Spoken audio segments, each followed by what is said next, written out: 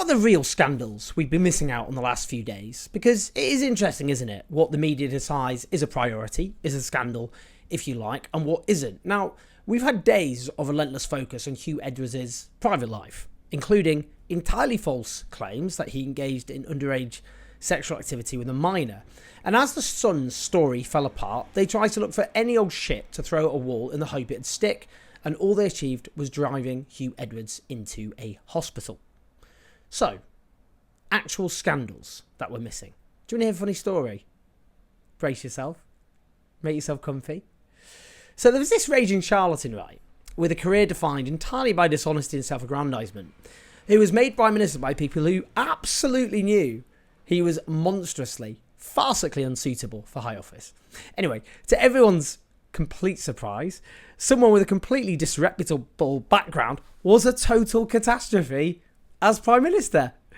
Who'd have thought it? Illegality, scandal, you name it, this premiership had it in spades. Anyway, slightly unfortunately for the country, this premiership coincided with the biggest national emergency since the moment Adolf Hitler offed himself in a bunker. A big old pandemic. Now, a government led by this aforementioned deceitful con artist with no obvious skills as a leader messed it up very badly, with pretty unfortunate consequences, because a lot of people suffered completely avoidable deaths. We are, of course, talking about Boris Johnson. Anyway, we've got this big public inquiry to investigate how the government handled this pandemic. Boris Johnson was ordered to hand over WhatsApp messages and then tried to make himself look like a hero, because the government fought to stop that from happening, probably because Rishi Sunak of Eat Out to Help Out fame, to help spread the virus. Who'd have thought that would happen? I would suspect, wasn't entirely comfortable with the precedent being set involving his WhatsApp messages also being handed over. But Johnson was like, nah, cool, no problem, what are you chatting about? I'll give over my WhatsApp messages, totally up for that. Turns out the phone he was talking about was from after May 2021. Now, you may remember that was quite substantially into the pandemic, wasn't it? Because it started blowing up in Wuhan in January 2020. So, kind of want to know what he did in the early stages of the pandemic, including all the lockdowns. Not by May, when we were almost out of lockdown altogether. So anyway, the inquiry needed his other phone. So a High Court ruling demanded there was until 4 p.m. on Monday for him to hand over the government, to hand over Johnson's unredacted notebooks, diaries and WhatsApp messages. You know what happened next? Do you want to guess what happened? He missed the deadline. Boris Johnson. So out of character. Of all the people to miss a legally sanctioned deadline involving crucial information for a public inquiry, Boris Johnson. Nah, come on. Anyway, do you want to hear the punchline though? Do you want to hear what actually then happens? He says he's lost his password for his phone. Oh, I bet he's absolutely gutted. Oh, he's like, well, what am I like? I'm such a klutz. Can't remember it. Oh, I want to get these messages as much as you do. Bloody want to hand them over to this inquiry. Yeah, it's absolutely, for me, what are you talking about? I would love to get all of my messages involving all the early days of the pandemic and the weeks and months that followed, and all the decisions that I made in WhatsApp communications with various ministers and advisors. I want it out there. What is the number? That's what's going through his head at the moment. It is unfortunate, isn't it? And convenient. Now, he says he's unable to recall the password for the device, which he stopped using in May 2021. He says he can't recall it with 100% confidence. And the reports in the Times concerns that the device, an Apple iPhone, will automatically disable and the contents could be erased with the wrong codes entered. And that is the last thing he wants. What? Make sure... No, look, I'd guess the passcode, but... lose everything on this phone. It'll all be erased forever and you'll never be able to get hold of it. And I don't want that to happen. Normal iPhones do become disabled, as the Times reports, if people repeatedly enter the wrong passcode, often leaving them, it says, with no choice but to erase the data and reset the device. Johnson's phone has a higher level of security. Now I know some of you, you little doubting Thomases, you might be sceptical about whether Johnson's being entirely honest here. don't know what you're going off, other than his entire life and career and record. How could you possibly doubt that paragon of integrity, Boris Johnson? Well, just because he got sacked twice for dishonesty, a parliamentary inquiry found him guilty of dishonesty, ending his parliamentary career, and his former employee, Peter Oborne, wrote a lengthy book detailing his dishonesty. Maybe this particular time, just because the phone not being accessed just happens to help Boris Johnson and stops all the messages relating to lockdowns, the decisions made at the start of the pandemic. Remember all that herd immunity stuff? Just because it stops that, just because that might be helpful superficially for him. Maybe this time, a guy who was entrusted with the nuclear codes when he was Prime Minister cannot remember the password for his phone.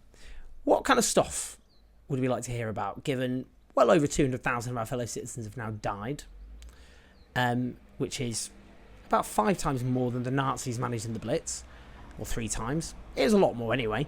Missing 5 consecutive meetings of COBRA as the pandemic developed. That's the government's emergency committee. Where was he when some of those meetings were taking place? Oh, he was dotting around in Chevening, a 17th century mansion in Kent. Not long after he became Prime Minister, just went off on holiday. What was he doing there? I suppose I'd like to know that answer. What was he doing in Chevening in that period? This is a man who is alleged by multiple sources to have said, no more effing lockdowns, let the bodies pile high in their thousands. Multiple sources attested that he said that. I think just that itself is indicative of maybe a mindset which may well have ended, indeed, with thousands of bodies piling high in their thousands, which they did in Britain, I'm afraid to say.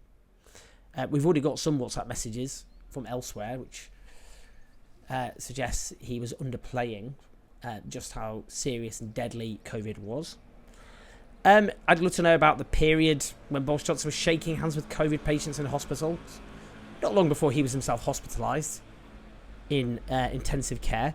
Things like the lack of PPE, how that was handled, how figures well connected to the Conservatives got lucrative contracts at public expense. Things like when Sage, which is the scientists who advise the government on these matters, when they called for an emergency circuit breaker lockdown in September 2021, that was overruled by the government until it was introduced too late in November with disastrous consequences. What was Boris Johnson thinking then when that was overruled? We know Rishi Sunak brought in lockdown skeptics into number 10, which helped convince Boris Johnson. Be interesting to see his communications around there, wouldn't there? There's a lot, basically. And the thing is, he was let off the hook. He was let off the hook with some actually very commendable exceptions for how he handled that pandemic. And people did die. And unless we know what that man did and what he didn't do, then we will not learn the lessons properly, will we, about this national catastrophe and how we avoid there will be several more crises in the future, but we can stop crises turning into catastrophes. And that's what they failed to do with the pandemic. But it could be different next time. But only if we get these messages. They are matters of life and death. I mean, he's already contributed to avoidable mass death, but he can be contributing to mass avoidable death in the future if he doesn't show what he did and didn't do and make sure that his decisions and failures are properly scrutinised for future disaster and pandemic planning. Now, it's not getting the scrutiny it deserves. Boris Johnson, in the end, was so ludicrously unfit for office, it all fell apart. But only after years of the media just being sycophantic and, it's our Boris, ooh, lol, lol, lol. They created him. And yes, in the end, they helped destroy him when they realised this isn't working. I can't continue this farce any longer. But what I want to know, and I think what you want to know, is why isn't there the scrutiny of Boris Johnson even now that there should be? And how are we going to get this phone with its messages to make sure that we learn what actually happened? Stop taking the piss, Boris Johnson, is basically what I'm trying to say. You've taken the piss enough. And I get it. You've got through life taking the piss. And it's worked out very, very well for you. I guess a striking insight into how the British class system works. Constantly falling upwards. With failures and scandals, which if you were from a different background, would have destroyed you a very long time ago, and certainly long before you entered Downing Street, with catastrophic consequences for the nation you supposedly were there to serve. Please like, subscribe, do support us on patreon.com/OJ84. Listen to us on the podcast. I'll see you soon.